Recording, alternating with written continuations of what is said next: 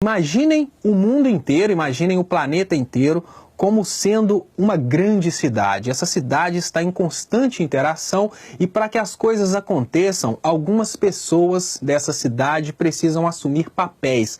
Essas pessoas são os países. Esses países podem ser divididos em países extrativistas, que são aqueles países que fazem o serviço pesado.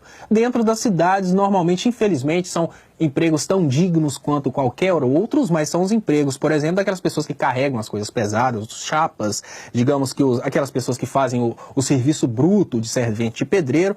Mas a gente tem também alguns países responsáveis pela produção, que são os países industrializados. Esses países industrializados, eles ganham mais do que os países extrativistas, mas lá no topo da pirâmide, que são os países que trabalham menos e ganham mais, estão os países que desenvolvem tecnologia.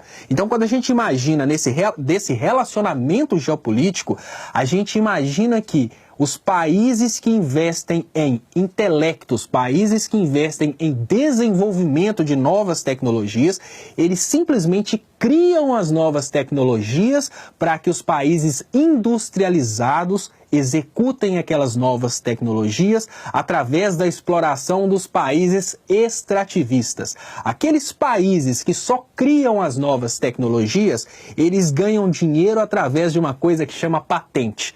Eles trabalham no desenvolvimento a partir do momento em que uma coisa é desenvolvida para ela ser explorada comercialmente, aquele país continua ganhando através de patente. Então, o iPhone, que é fabricado lá na China, com matéria-prima extraída do Brasil, gera mais dinheiro na Califórnia, onde ele foi desenvolvido, do que na China, onde ele é produzido, ou no Brasil, onde a matéria-prima é retirada. Então, onde entram os Yankees da sua pergunta desaforada? Os Yankees entram exatamente para evitar que países concorrentes surjam desenvolvendo tecnologia e evitando que eles sejam os únicos a fazer o serviço doce e ganhar a maior parcela da distribuição capitalista.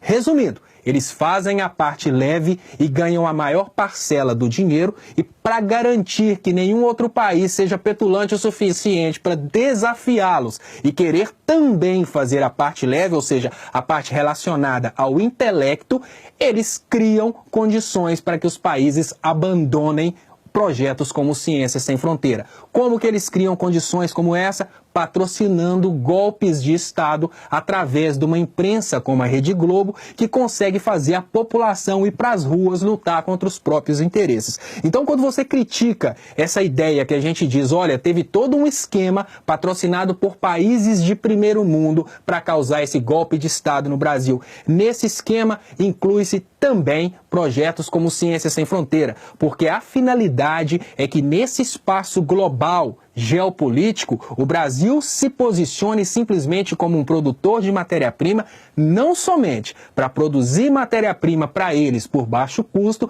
mas para que o Brasil também não ouse competir com eles naquilo que eles são especialistas.